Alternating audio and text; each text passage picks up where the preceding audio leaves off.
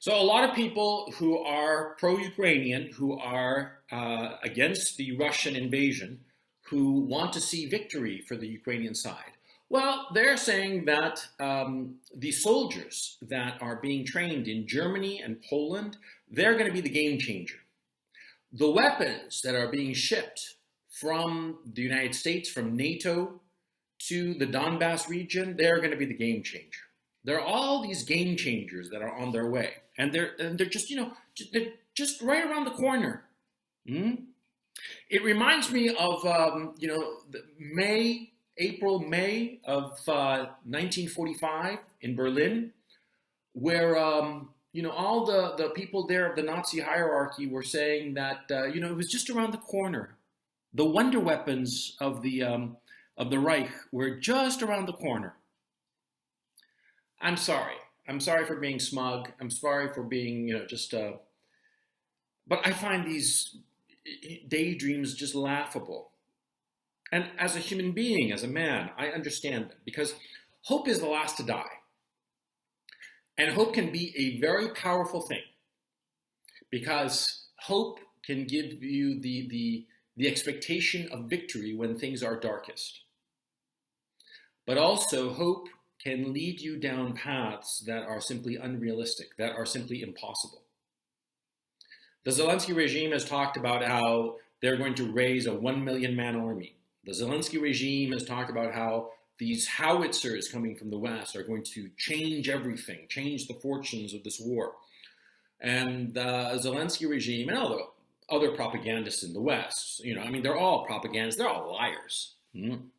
They keep insisting that the people being trained in Germany and Poland, they'll get out to Ukraine and they'll save the day. It's going to be like in that Lord of the Rings movie where there's this battle going on and they're losing, and it looks like all is lost. And then at the last minute, this avenging army comes over the hilltop and saves the day. That was a movie. This is real life.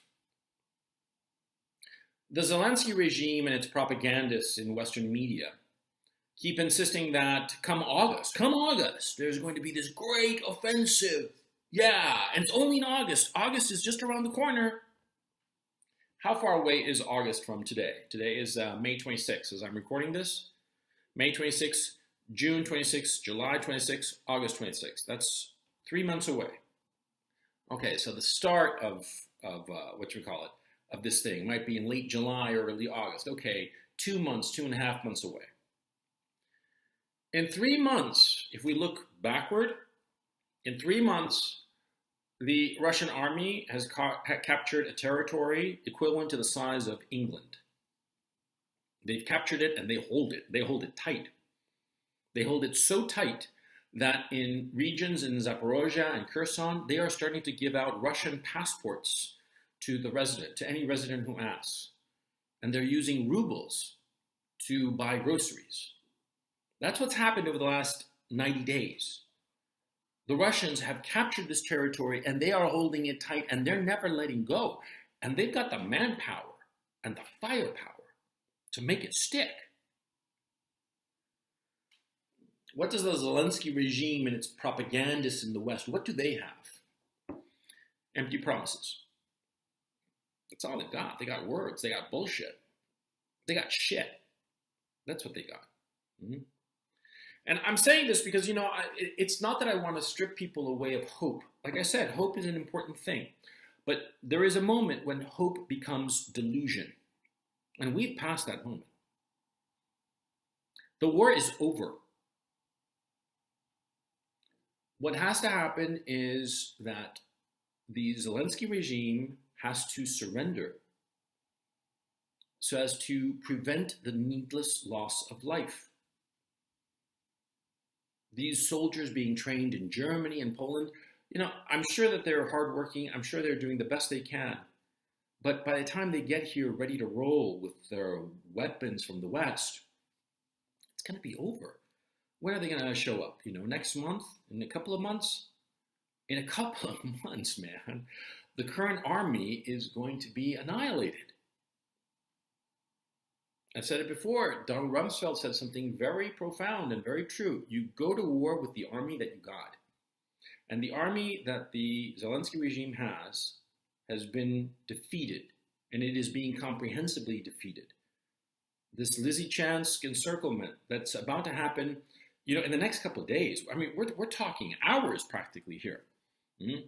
Like I said in the previous video, in the video I released earlier today, the Lysychansk encirclement, it's happening now.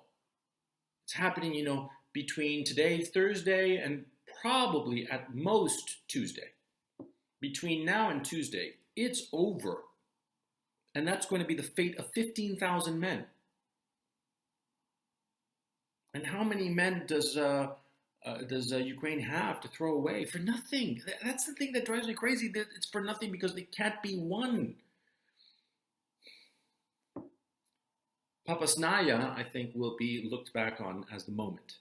When the Russians captured Popasnaya, which was the high ground where they could position artillery and just basically have their way with the entire region, I think that the Battle of Popasnaya was the moment. And people retrospectively will be able to pinpoint and say, oh yeah, that was the moment.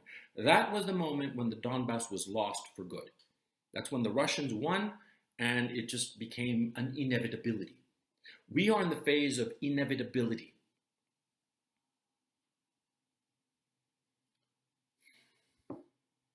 I'm so upset, and I'm thinking multiple things at the same time. I'm thinking that I'm extremely upset because the loss of life needlessly, I've said before, I'm not squeamish, but when loss of life is for no reason whatsoever, or worse, it's for the ego and arrogance of some imbeciles far away from the fighting, it just drives me up the wall. On the one hand, on the other hand, I realize that me doing these videos, I'm preaching to the choir. You guys listening to me, you probably already agree with what I'm saying.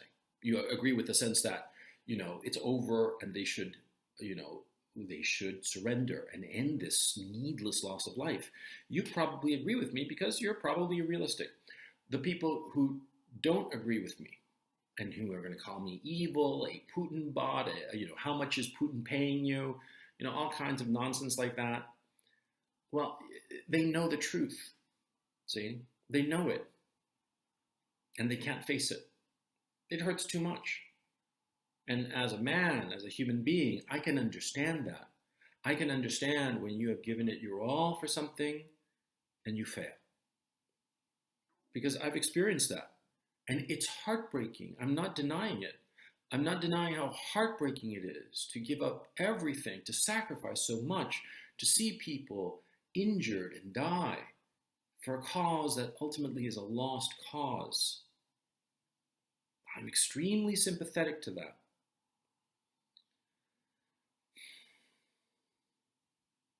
Sorry for the downer video.